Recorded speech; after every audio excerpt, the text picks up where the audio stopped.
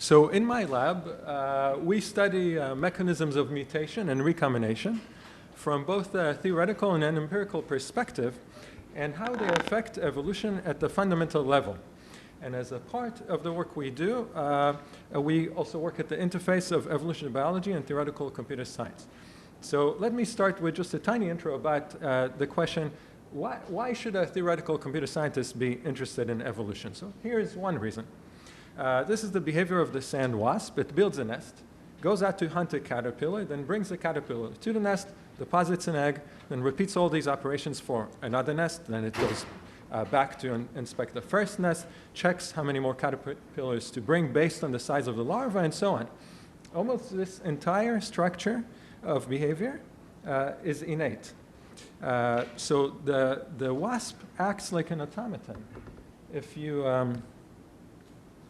you remove the food and the larva from the nest after it has determined how many more caterpillars to bring, then it will just keep bringing them one by one, even though there's nothing in the nest anymore. So how did this algorithm get hardwired into the wasp's brain? By evolution, of course, which is puzzling because of this innate complexity. The wasp cannot evolve an innate inspection for the purpose of a hunt before it evolves an innate hunt that's based on an inspection of the nest. And the whole structure speaks of this baffling question. But anyhow, evolution does it, and so it's a process that creates algorithms, as well as natural pieces of machinery like eyes, wings, and so on.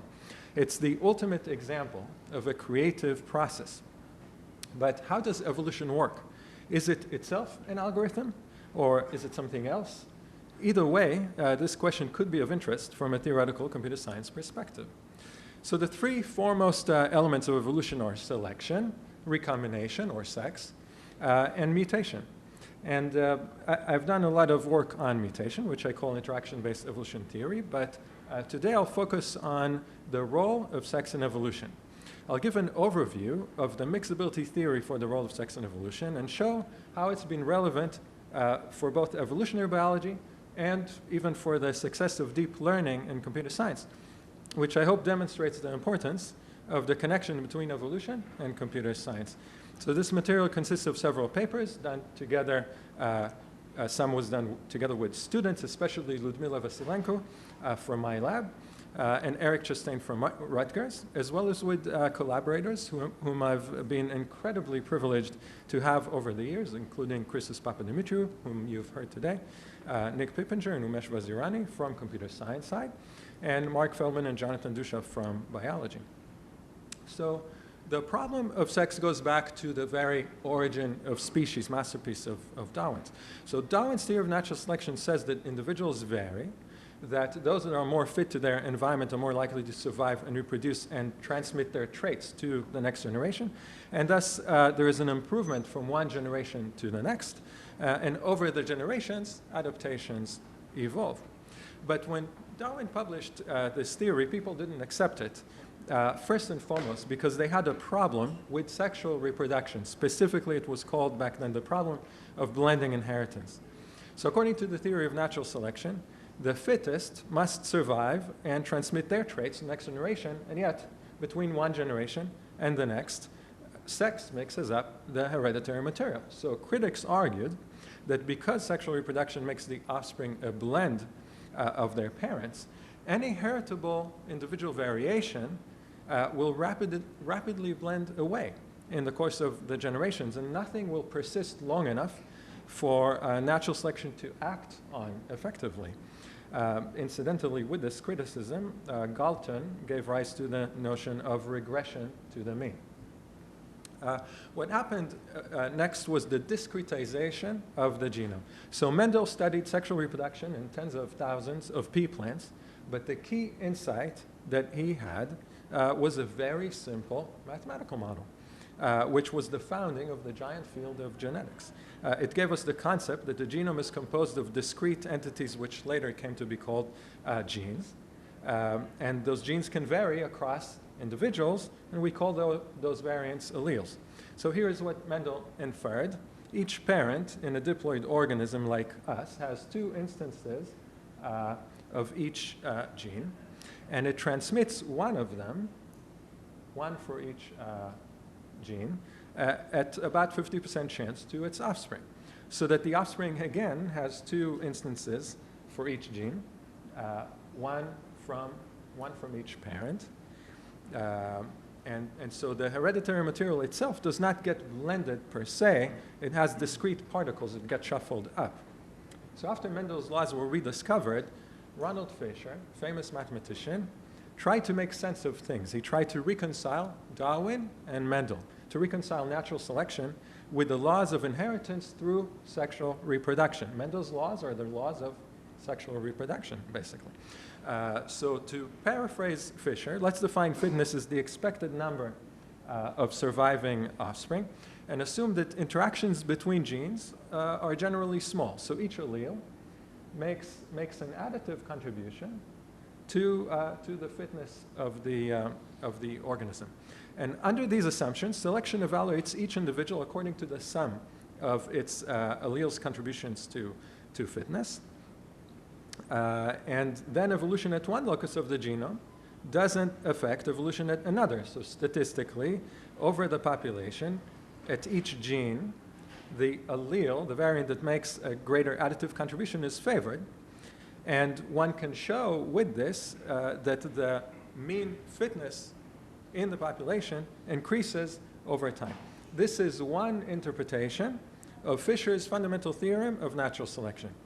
So what did Fisher show according to this?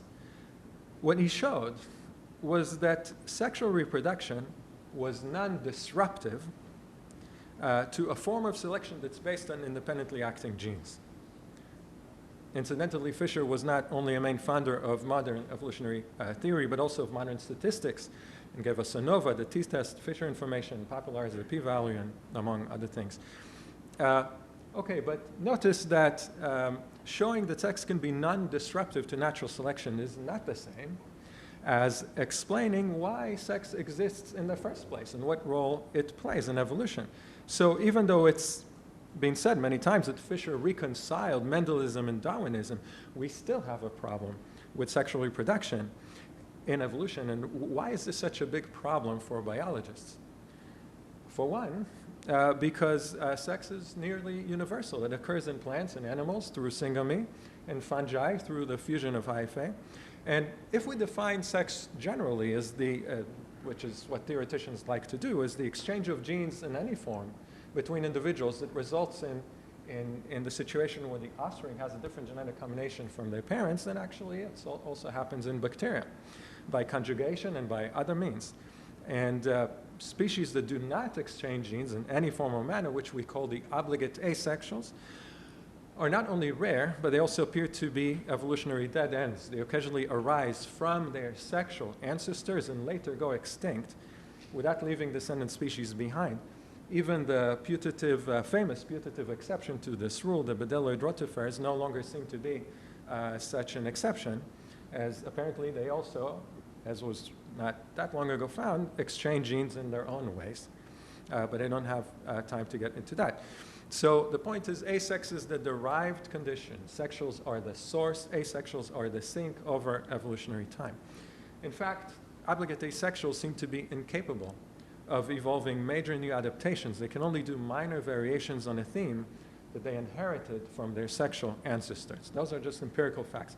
Now, as Lilach said earlier today, sex requires so much effort in terms of finding mates, and highly sophisticated adaptations are involved in its implementation today, all the way from human behavior to flowering and to the molecular level where meiosis involves a very complex molecular machinery to shuffle up the genes. So what is the role of sex in evolution? This has been called the queen of problems in evolutionary biology. So during the 20th century, various hypotheses have been proposed for the role of sex in evolution, especially on the population level, as Lilach explained. And continuing Fisher's way of thinking, it's been generally assumed that sex should somehow facilitate the increase in the population mean fitness measure, okay?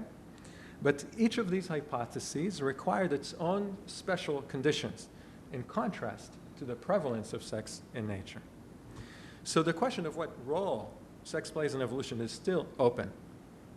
So what we've done was to examine the standard equations for population genetics from a new angle, starting with a very simple intuition, that natural selection without sex will ultimately give you the best existing combination of genes, because under a sex, each combination is tested persistently under selection over the generations so that the best existing clone is amplified. Whereas natural selection with sex will favor alleles, that is genetic variants, that are good across various different combinations, genetic combinations, because sex shuffles up the genes, so each allele gets tested across a wide variety of genetic combinations. So here's the haploid two-locus example. Haploid is just an organism that has only one genetic variant per gene. So on this axis, we have the alleles of one locus, A1, A2, A3, and on this, the alleles of the other locus. And on the vertical, we have the fitness of the combination. So for example, the fitness of A1, B3 is the maximum fitness in this range. So now what will happen to the genotype and allele frequencies under selection? Without sex, we would expect that the frequency of this genotype, A1, B3, will take over because it has the highest fitness. But with sex, we may expect that alleles A2 and B2 would be more successful because they perform well across different combinations. Their average fitness is higher. So how do we quantify this effect? So let Wij be the fitness of genotype AIVJ.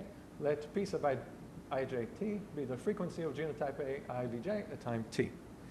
Now the population mean fitness, W bar, is simply the average of the genotypic fitnesses here, weighted by the genotypic frequencies. And the increase in W bar over time can tell us the extent to which the best existing combinations of genes are favored, just as would happen in the case of A-sex. But before our publications on this topic with Christos and Nick Pippinger, Jonathan Dushoff, and Mark Feldman, there had not been a measure for the extent to which alleles are favored that perform well across contexts. So let's build such a new measure. Let's take the frequency of allele I at time t, P sub I t, and multiply it by this term M sub I, which we call the mixability of allele I, which is just the average of the fitnesses of the genotypes that carry allele I. And then we'll average the products of the frequency of an allele and its mixability across all alleles and all loci to get this measure M bar T, which is the population-wide measure of mixability. So now an increase in M bar over time will give us the extent to which alleles are favored that perform well across combinations. So this new measure can serve as a counterpart to the mean fitness measure.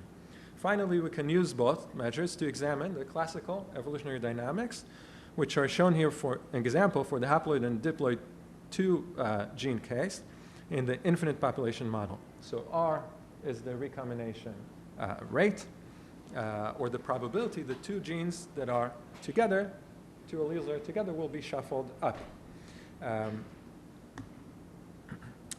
So now we can run some iterations, take an infinite population with discrete generations, begin with random genotypic frequencies and fitness values, then iterate the equations that I've just shown to obtain the dynamics of the genotype allele frequencies over time. And we can do many such runs and compare W bar and M bar between sex and A-sex, and this is what we see.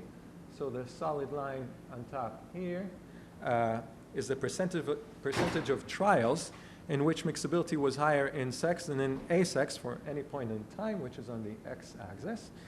And the dashed line here is the percentage of trials in which the population mean fitness was higher in A-sex than in sex. And the two panels on the top are for 2 alleles per locus, the middle for 3 alleles, the bottom for 4 alleles per locus. All of this is for the 2-locus diploid model with free recombination.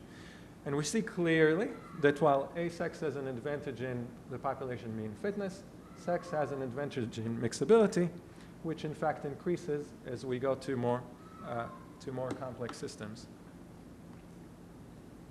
And this supports our intuition. The sex favors alleles that perform well across contexts. And these results are very robust. We see them for both haploid and diploid models and for any numbers of genes and alleles that we had time to simulate. So now here's the critical point. Even though selection for mixability always happens in the presence of sex, it can only be observed with this measure during the evolutionary transient. That is not in the beginning, not at the end of the simulated process, but somewhere in the middle. And this is one of the reasons why the mixability effect has not been studied before, because the transient has been little studied. And importantly, even though the equilibrium is of much interest, evolution doesn't happen at equilibrium. It happens, life is in the transient.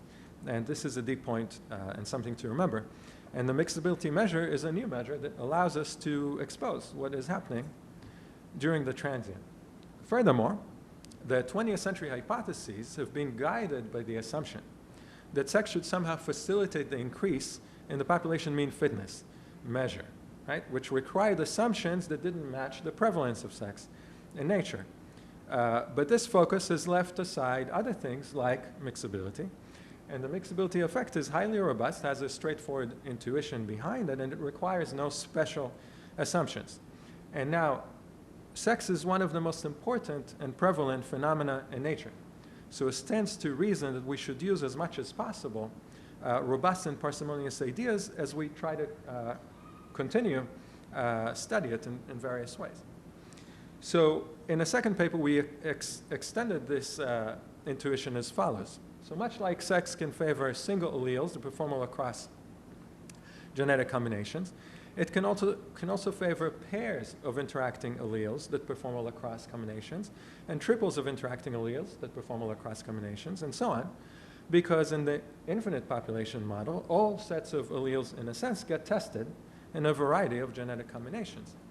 So interestingly, we can construct a sequence of expressions that cover a spectrum between M bar, which is written here in a slightly different form, and W bar, the population mean fitness. And these expressions can serve as a mixability measures for single alleles here, for singles and pairs of alleles, for singles, pairs, and triples of alleles, and so on.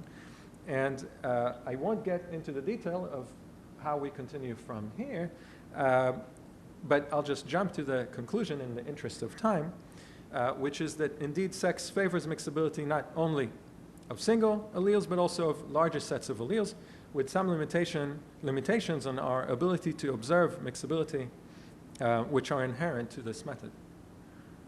And this extension of mixability uncovers a curious connection between sex and what's called genetic modularity. So in our models, sex favors alleles and larger sets of alleles that perform well across different genetic contexts. And it turns out that these entities, which in our models are represented by these S terms, are closely related to ones defined by evolutionary biologists, Schlosser and Wagner, to be evolutionary modules. So evolutionary modules are genes or sets of genes with strong interactions within sets and weak interactions between sets, where the sets have semi-independent operation and relatively context-insensitive effects on fitness, and where a lower-level module can serve in multiple higher-level modules in this hierarchy. So when sex favors alleles and larger sets of them that perform well across contexts, it favors, in a sense, the existence of a hierarchy of genetic evolutionary modules as defined, which Schlosser, Wagner, and other evolutionary biologists consider to be fundamental to evolution. Now, this new angle of mixability inspired additional work which led to a connection between three fields: evolution, game theory, and theoretical computer science. So it turns out that under weak selection, where the fitness differences between individuals are small, represented by this small s term, the population genetic dynamics can be simplified into a certain form. So let's rewrite the fitness of genotype Wij, this is just a haploid model, as 1 plus a small term times Dij, which captures the fact that we're dealing with weak selection. And then the frequency of an allele in the next generation is the frequency of it in the current generation times 1 plus this small number times a certain expression. So let's keep this in mind while noting the multiplicative weights update algorithm, which can be explained as follows. So imagine you have n experts that are investing your money. At each time period, you can choose how much money to give to each expert. And at each time period, each expert has a gain between -1 and 1. They can lose 100% of your money or gain 100% of your money. And of course, you don't know what's going to happen, right? Because we are gambling here in the stock market. And so now, here's the problem. Can you apply a strategy such that after 100 time periods, for instance, you will look back and say, I did almost as well as the single best expert did in retrospect? So surprisingly, the answer is yes. You can start with equal weights or investments in each agent. And at each point, you update the weight of each agent like this. You take the current weight in the current generation and multiply it by 1 plus a small number times the gain that this expert made, and then normalize. And this exponentiation guarantees that in the long term you'll do almost as well as the best expert in retrospect. And this crude and extremely successful algorithm has been used in many ways. One of them is to apply it to a repeated coordination game. So take, for example, a coordination game between two players, player 1 and 2, and each player has a bunch of strategies to choose from on the two axes. And can play also mixed strategies. And the payoff, which is the same for both players, will be determined by the combination of strategies played. And one particularly good way of playing this game is to use the multiplicative weights update algorithm, which means that at each round of the game, the weight given to each strategy is multiplied by 1 plus a small number times the gain of that strategy, which depends, of course, on the distribution of weights that the other player has used. So now notice that the case of evolution, as described by the fitness matrix, Wij, and the allele frequencies change according to the equation I showed you just a couple months ago, that involve these small s terms and the deltas, you can see that this situation is basically identical to the situation of a repeated coordination game played according to the multiplicative weights update algorithm. So evolutionary dynamics in the presence of sex and weak selection and this algorithm in the coordination game are the same. So in other words, evolution in the presence of weak selection is can be seen as a repeated coordination game, where the loci are the players, the alleles are the strategies, the payoff is fitness, and the game is played according to this powerful algorithm, which provides a triple connection between evolution, game theory, and computer science. One that is different from past work in evolutionary game theory, because here, the setting of who the players are and what game is played is different from saying that individuals are playing games against each other or that alleles are playing games against each other. I'll skip this in interest of time. So just to recapitulate, so far, we've seen that sex favors mixability. That is, it favors genetic elements that perform well across contexts. This effect occurs during the evolutionary transient. A curious connection to modularity exists. And under weak selection, we have seen the connection to the multiplicative weights update algorithm and game theory. And this body of work reflects a conceptual difference from past work, because past work has focused on the increase in the population mean fitness measure and thought of sex as something that should facilitate that increase, whereas Mixability suggests instead that the system is geared toward generating modules, simple elements that perform well across contexts. And thus, these elements may also perform well in new contexts. And this different view also had an effect on computer science. So Jeff Hinton, the godfather of deep learning, and colleagues claimed that the mixability concept served as a source of motivation in their development of an algorithm that's used as a part of the training of deep learning networks called dropout. So they understood that sex may be nature's way of simplifying interactions between genes and creating robust, simple modules, and they were encouraged by this to apply conceptually related simplification to deep learning networks. So in their algorithm, half of the units in a network are chosen at random and are temporarily dropped out at each instance of training in order to prevent the appearance of units that work well only in the context of specific other units, and favor instead units that perform well in many different contexts. They wrote, a motivation for dropout comes from a theory of the role of sex in evolution. Over the long term, the criterion for natural selection may not be individual fitness, but rather mixability of genes. Similarly, each hidden unit in a neural network trained with dropout must learn to work with a randomly chosen sample of other units. This should make each hidden unit more robust and drive it toward creating useful features. And in their Nature review paper, LeCun et al. Mentioned dropout as one of 4 breakthroughs that allowed for the deep learning revolution.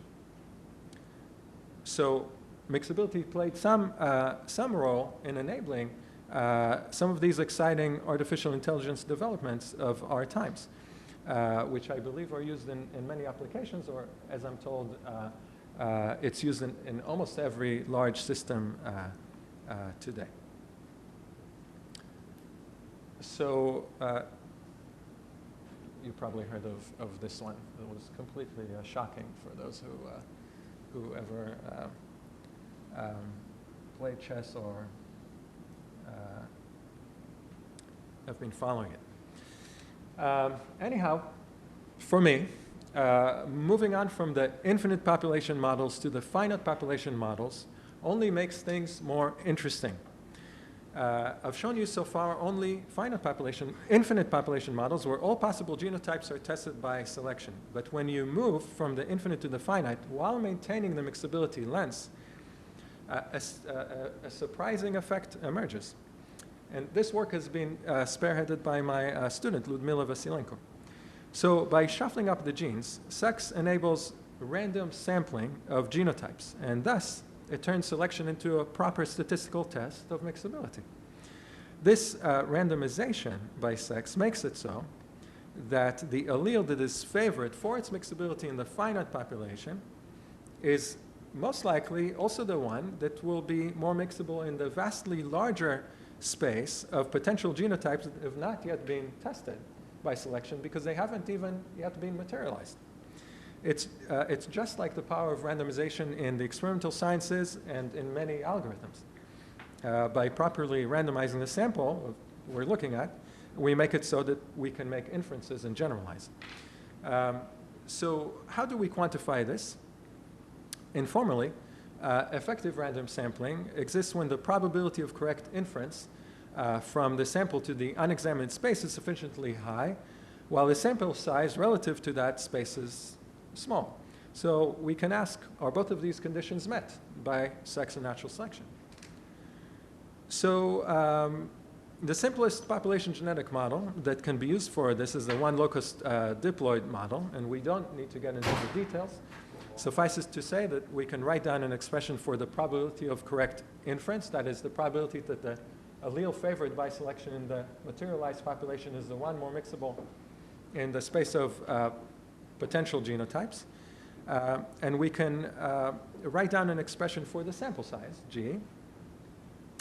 And we need to make some simplifications, but I'll cut it short a bit in the interest of time.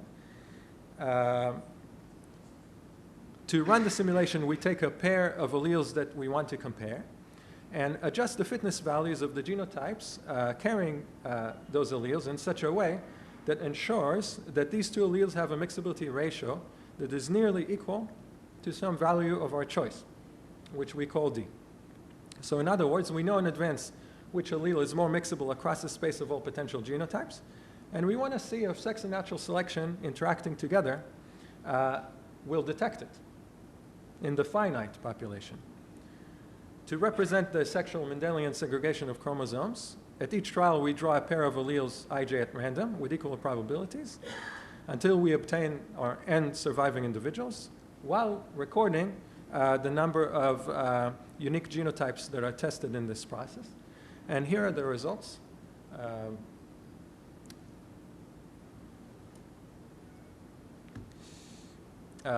For a population of size 2,000, D values ranging from 1 to 1.2, selection strength of 0.2, and 100 independent trials for each parameter combination. And the blue line represents the fraction of trials where the allele that's favored in the final population is the one more mixable in the space of all potential genotypes. It's the probability of correct inference of mixability. And the red line is the fraction of genotypes that have been tested by the process.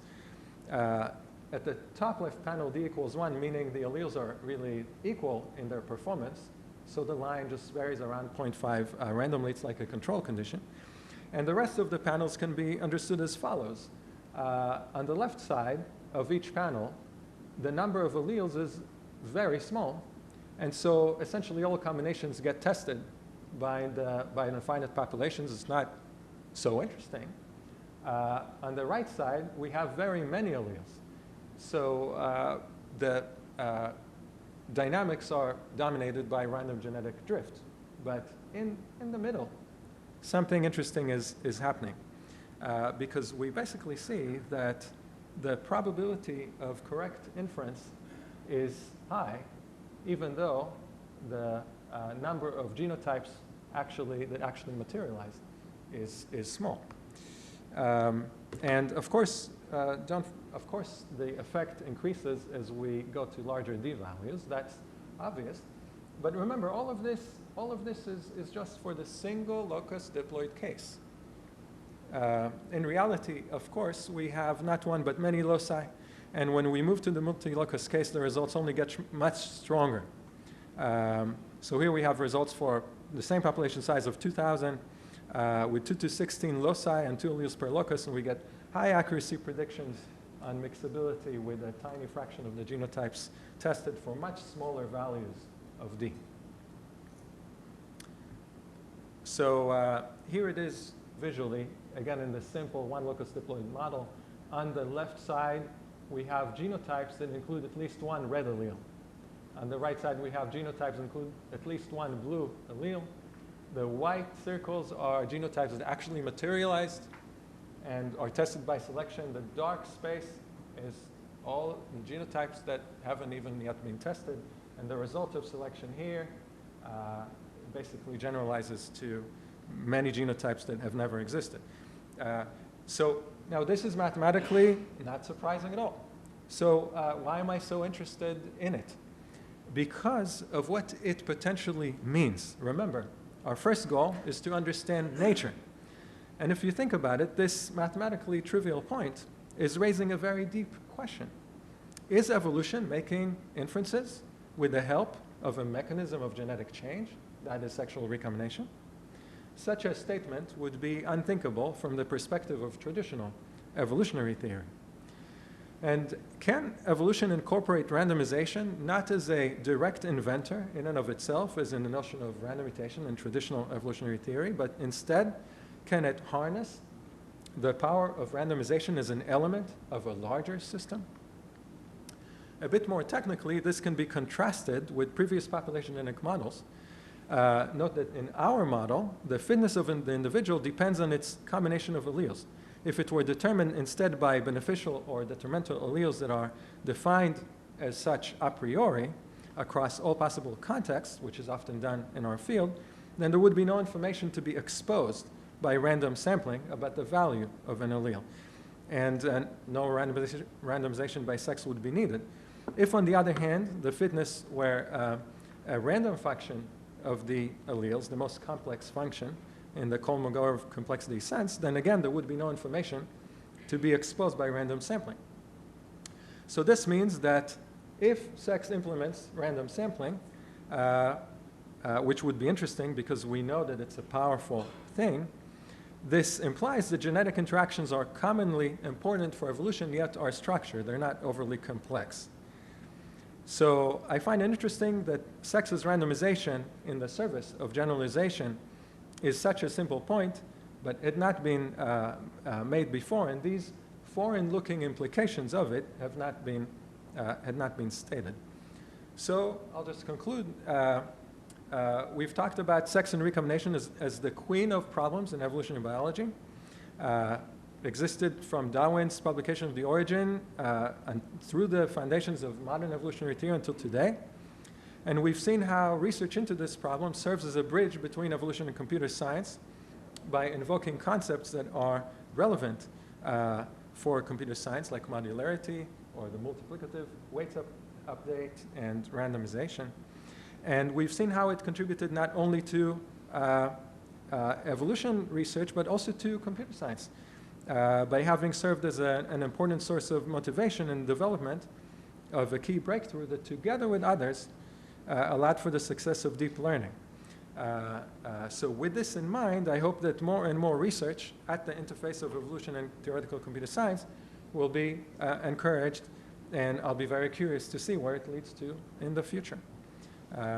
So I'd like to thank my collaborators, especially Christos Papadimitriou, who was sitting here and was talking today, also Mark Feldman, and others, Nick Pippinger, Umesh Vazirani, Eric Chastain, Jonathan Dushaf, and of course my students and lab members who have been doing amazing work. And I would like to thank the ISF for funding parts of this work, as well as the Miller Institute for Basic Research in Science that funded this at the early stages, and the John Templeton Foundation, which is funding other work in our lab. And thank you very much for listening.